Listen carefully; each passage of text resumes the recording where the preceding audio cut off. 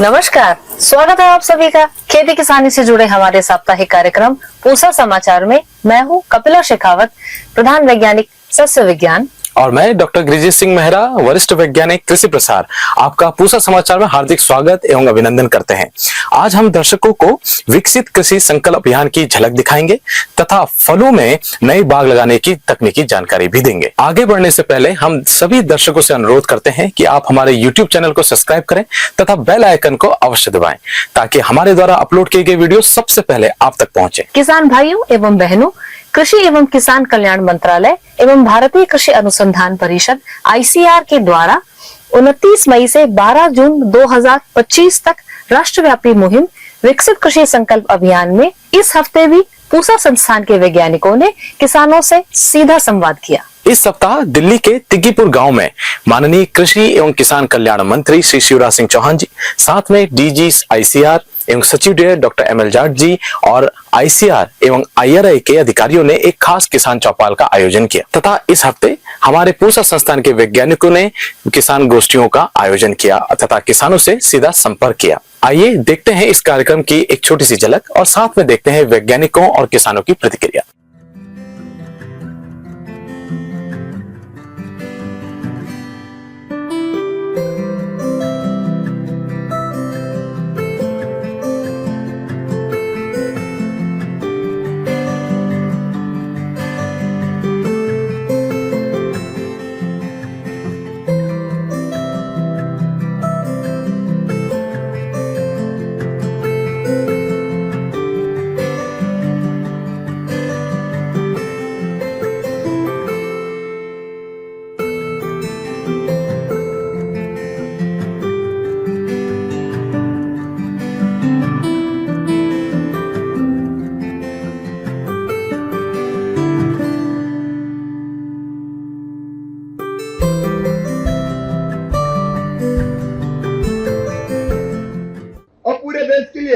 तो हमने तय किया कि भाई देखो, मंत्रालय में काम बनेगा नहीं, कृषि विभाग निकले, गांव में जाए, खेतों में जाए, किसानों के पास जाए।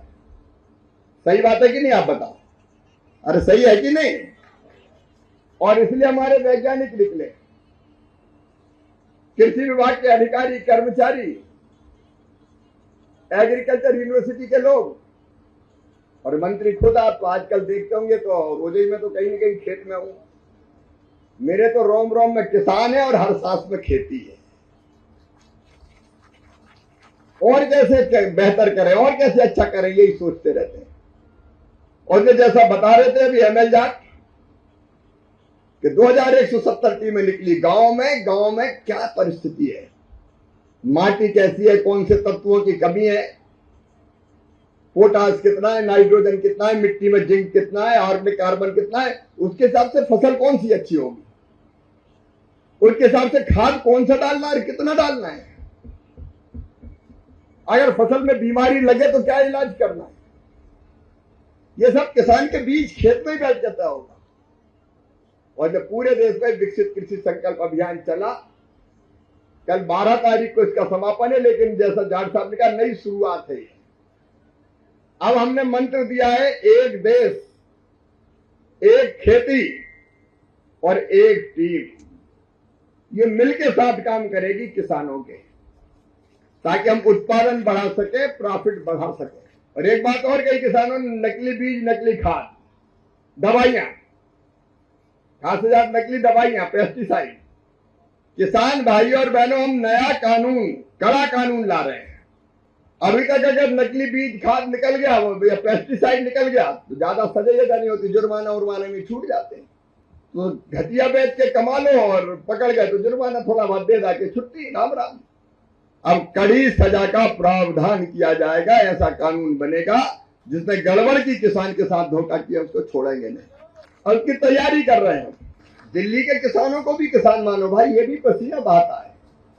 लेकिन कई बार सोच लेते हैं किसानों के तो वोट ही कम है, पिछली सरकार ने सोचा तो कौन ध्यान दे।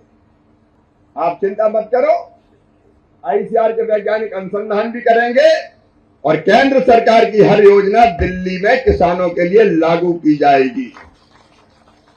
उसके लिए जो आवश्यक कार्रवाई वो करें।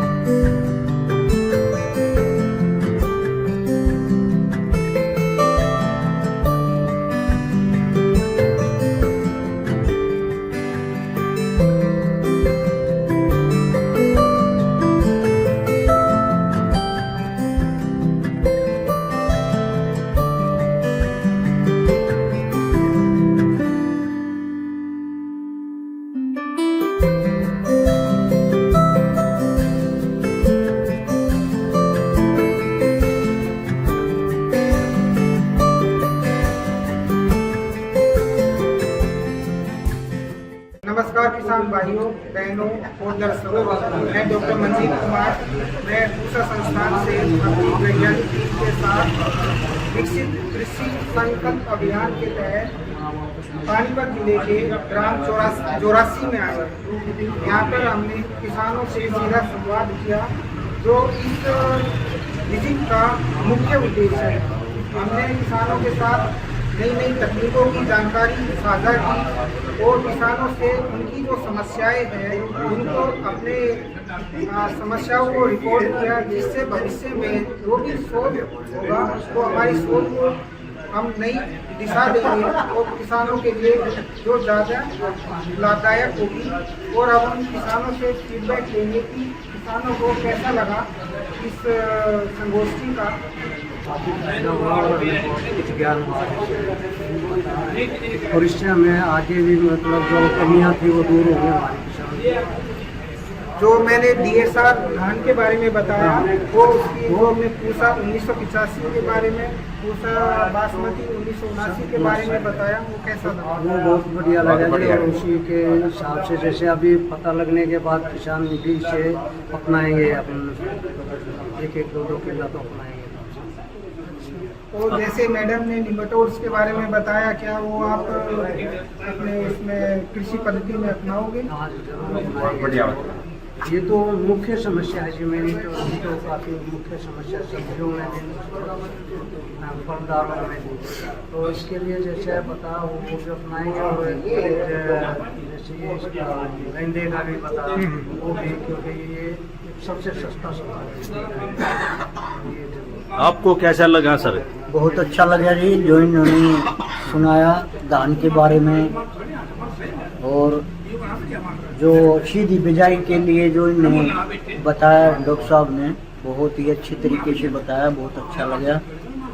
और उसके लिए हम सीधी बिजाई के लिए भी प्रयास करेंगे। और एक दूसरी चीज जो आप किसानों को पूसा संस्थान से क्या चाहिए, क्या आपकी मांग थी? हमें बीज सबसे बड़ी समस्या किसान को पूसा से चाहिए। यहाँ दुकानों पे तो बढ़िया बीज नहीं मिलते, मिलता ही नहीं पूसा का। यहाँ वहाँ जाते हैं तो कोई सेंटर नहीं, कोई दुकान नहीं है। कोई एक आध तो मिलता, ये नहीं कि कोई नहीं मिलता। जैसे धान का मिल गया, सरसों का मिल गया, चने का मिल गया, भिंडी का भी मिला। मतलब आपका कहने का भाव ये है कि कोई ऐसी विधि हो जिससे पूसा का बीज आप तक पहुंच पाए। किसान भाई ये कह रहे हैं कि पूसा की एक आउटलेट होना चाहिए, दुकान होनी चाहिए, जिससे गेहूं को हम सीधा पहुंचा सकें। मतलब आपका कहने मतलब हर जिले में एक पूसा की दुकान हो, आउटलेट हो, ताकि आपको पूसा संस्थान का बीज टाइम पर मिल सके अच्छी क्वालिटी का। जो सीधा संवाद हमने किसानों से किया, वहाँ से हमें समस्याएं पता चली और भविष्य में हम अपनी रिसर्च को, अपनी शोध को इस दिशा में आगे बढ़ाएंगे। ऐसा हमारा विश्वास है और किसानों को ज्यादा से ज्यादा फायदा मिले। इसी के लिए शोध के लिए हमने समस्या को सुना और आगे काम। धन्यवाद। पेड़ जरूर किया कि थोड़ी देर लगा कर रखो, मिर्ची के, टमाटर के ऋतु के हिसाब से, समय के हिसाब से जरूर लगाएं। तो उसके आपके घर में क्या होती लगातार सब्जियों की सप्लाई बनी रहेगी। उसमें क्या कर सकते हैं, अब आप घर में तो 5-10 पेड़ लगाते हो, ज्यादा लगा नहीं सकते और बाजार जाते हो तो बीज का पैकेट मिलता है बड़ा। तो हमारे संस्थान ने किट बनाई है जिसमें 10-12 प्रकार की अलग अलग सब्जियां होती हैं, वो 200 रुपये में एक मिलती है। वो आप ले आओ एक बार और उसमें बोलो, फिर उसको फ्रिज में रख दो, अगले सीजन में फिर निकाल कर लगा दो, फिर वापस फ्रिज में रख दो। तो उससे फ्रिज में रखने से फायदा क्या है, कभी खराब नहीं होगा, एक बीज आपका 3-4 साल 5 साल तक चला जाएगा। हाँ, खुले में रखते हैं तो खराब हो जाएगा, 2 साल के बाद वो बीज ज्यादातर टर्मिनेट नहीं करता। तो इसका थोड़ा सा ध्यान रखें। ये बात आ गई अपने घर में सब्जी लगाने की। अपने स्वास्थ्य पे जोर इसमें दिया जाता है क्योंकि भारत की विज्ञान में, क्योंकि लाल बहादुर शास्त्री जी ने कहा था, जय जवान जय विज्ञान। एक बार फलों का स्थापित बाग कई वर्षों तक उपज देता है, अतः अच्छी उपज लेने हेतु वैज्ञानिक विधि से बाग लगाना अति आवश्यक है, जिनमें उपयुक्त गड्ढे करना शामिल है। बारिश के मौसम से पहले हमें नए बाग की तैयारी पूरी कर लेनी चाहिए। कई किसान भाइयों ने आम, अमरूद और नींबू के नए बाग स्थापित करने की विस्तृत जानकारी मांगी है, जिसे बता रहे हैं हमारे विशेषज्ञ डॉक्टर एसके सिंह। जैसा कि हम जानते हैं कि इस वक्त अब मानसून आने वाला है और उससे पहले जो भी किसान अगर फल के लगाना चाहते हैं तो वो देखें कि उसमें खड की तैयारी मैं हमेशा कहता हूं कि ये एक नींव है एक लंबे समय के लिए बाग को स्वस्थ चलने में और उसके उत्पादन और उत्पादकता को बनाए रखने के लिए खड की तैयारी का महत्व बहुत ज्यादा है। पौधे के ओजस के हिसाब से जैसे नींबू है, अमरूद है, इनको हम 2.5 गुना ये खड की तैयारी करते हैं और इसे बनाने के लिए जब है गर्मियों से में हम बनाते हैं, जिससे कि आधे मिट्टी को ऊपर हम लोग एक जिसको ए कहते हैं हम उसे एक लेफ्ट में रख दें और नीचे वाले को हम राइट में रख दें और ऊपर वाले मिट्टी में इसमें हमें करना क्या है कि इसमें कम से कम अगर 2.5 है तो कम से कम 10 से 12 किलो गोबर की सड़ी गली खाद ये मिलाते हैं। साथ ही उसमें करीब 1 किलोग्राम जिप्सम, क्योंकि यहाँ इन क्षेत्रों में जहाँ हमने देखा है कि क्षारीय भूमि है वहाँ इसका मिलाना बहुत अनिवार्य होता है। और साथ ही हमें ये भी देखना है कि जहाँ जिन क्षेत्रों में दीमक ज्यादा है तो वहाँ कम से कम 250 ग्राम से लेकर आधा किलो नीम की खली हम डालते हैं और ये डालने के बाद इसमें जो है हम इसको मिला के नीचे सतह पे भर देते हैं। भरने से ये होता है जिसमें आप उर्वरता डाल रखे हो वो नीचे सतह को आ गया और जो नीचे वाली जो मिट्टी आधी आई है इसे हम ऊपर भर देते हैं और इसे बिल्कुल जिस तरह से एक कहते हैं कि त्रिकोणीय बना देते हैं और साथ ही क्यारी बना देते हैं, जिनमें हमें यह देखना है कि दीमक के कंट्रोल करने के लिए क्लोरोपाइरीफॉस नाम की दवा जो आती है ये 2 मिलीलीटर प्रति लीटर के हिसाब से 10 से 15 लीटर एक बाल्टी पानी में अगर घोल के हम इसे डाल दें तो धीरे धीरे उनमें प्रवेश हो जाएगा और उसमें अगर गोबर की खाद थोड़ी कच्ची भी होगी तो दीमक को पनपने नहीं देगा। और साथ ही जब मानसूनी बारिश आ जाती है तो ये मिट्टी बिल्कुल सतह की ओर चला जाता है और ऐसा करना इसलिए जरूरी होता है कि जिप्सम जो है वो रिएक्शन करता है और इसमें जो खारापन है उसे कम करके अम्लीय की तरफ ले आता है, जिससे कि ये नए बाग या नए पौध हम जिसे हम लगाना चाहते हैं वो अच्छे भली भांति उसमें एस्टैब्लिश हो जाए और बाग की स्थापना भी जल्दी हो जाती है। अन्यथा अगर हम सीधे पौध को डालते हैं जमीन में तो प्रायः यह देखा गया कि वो पौधे कुछ सालों के लिए तो बढ़िया चलते हैं लेकिन बाद में वो बिल्कुल अच्छे गुणवत्ता वाले फल नहीं देते हैं और उनमें देखा गया है कि पौधे में कोई ना कोई विकार कोई ना कोई सूक्ष्म तत्व के जो विकार होते हैं वो उनमें दिखने लगते हैं, जो बाद में किसानों को काफी घाटा देते हैं क्योंकि फल छोटे रह जाते हैं और उसमें गुणवत्ता भी नहीं होती है। समाचार में आइए अब सुनते हैं सप्ताह भर में कैसा रहने वाला है मौसम का हाल मौसम खबर में। भारत मौसम विज्ञान विभाग द्वारा दिए गए मौसम पूर्वानुमान के अनुसार 14 से 17 तारीख के दौरान तटीय आंध्र प्रदेश और यनम, रायलसीमा, तेलंगाना, कर्नाटक में कई स्थानों पर हल्की से मध्यम वर्षा के साथ साथ कहीं कहीं तूफान, बिजली और 40 से 50 किलोमीटर प्रति घंटे की गति से तेज हवाएं चलने की संभावना है। 14 से 15 तारीख के दौरान मध्य महाराष्ट्र और गुजरात क्षेत्र में, 14 से 17 तारीख के दौरान मराठवाड़ा, कोंकण में अधिकांश हिस्सों में हल्की से मध्यम वर्षा के साथ साथ तूफान और बिजली गिरने की संभावना है। 13 से 19 जून के दौरान जम्मू कश्मीर, हिमाचल प्रदेश, हरियाणा, चंडीगढ़, दिल्ली, पश्चिम उत्तर प्रदेश में गरज के साथ साथ कहीं कहीं स्थानों पर हल्की से मध्यम वर्षा, 40 से 50 किलोमीटर प्रति घंटे की गति से हवा चलने की संभावना है।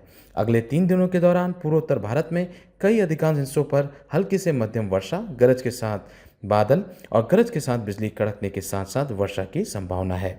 17 से 19 जून के दौरान पूर्वोत्तर भारत, उप हिमालयी पश्चिम बंगाल और सिक्किम, अंडमान और निकोबार द्वीप समूह, लक्षद्वीप, कोंकण और गोवा, मध्य महाराष्ट्र, तटीय और आंतरिक कर्नाटक, तेलंगाना, रायलसीमा तथा केरल और माहे में व्यापक रूप से व्यापक वर्षा गतिविधि की संभावना है। प्रिय किसान भाइयों, बहनों एवं दर्शकों, आशा करते हैं पूसा समाचार का खास अंक आपकी खेती किसानी से जुड़ी समस्याओं के समाधान में जरूर सहायक सिद्ध होगा। आप सभी दर्शकों से निवेदन है कि ज्यादा से ज्यादा संख्या में हमारे संस्थान के चैनल को सब्सक्राइब करें और पूसा समाचार के हर अंक का लाभ उठाएं। हमारे फेसबुक पेज और ट्विटर हैंडल को भी जरूर फॉलो करें। कृषि से जुड़ी समस्याएं या अधिक जानकारी हेतु तो हमें व्हाट्सएप करें। अपना नाम और पता अवश्य लिखें। आपके प्रतिक्रियाओं का हमें हमेशा इंतजार रहता है। हमारे कार्यक्रम में रुचि लेने और लगातार हमसे जुड़े रहने के लिए बहुत धन्यवाद।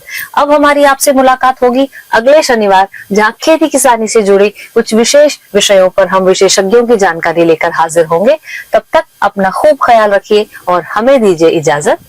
नमस्कार।